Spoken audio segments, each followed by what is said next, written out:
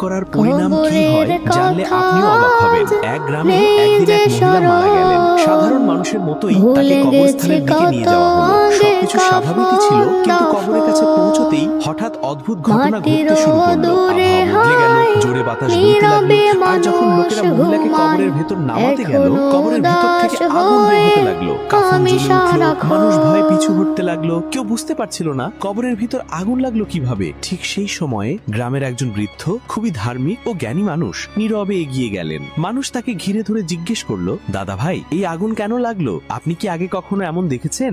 বৃদ্ধের চোখে পানি চলে এলো, গভীর কণ্ঠে বললেন, হ্যাঁ, এই আগুন তার নিজের কাজের শাস্তি। সবাই অবাক, সে কি করেছে? বৃদ্ধ বললেন, এই মহিলা জীবনে কোরআন শরীফকে অসম্মান করত। যখন শিশুরা কোরআন পড়ত, সে তাদের নিয়ে ঠাট্টা করত, উপহাস করত, আর একদিন রাগের মাথায় কোরআন শরীফকে ছুঁড়ে মেরে বলেছিল, আমি এই বইটা পছন্দ করি না। আস্তাগফিরুল্লাহ। আসুন আমরা সবাই কোরআন শরীফকে সম্মান করি আর নিজেরা ও আমাদের সন্তানদের আল্লাহর গজব থেকে রক্ষা করি।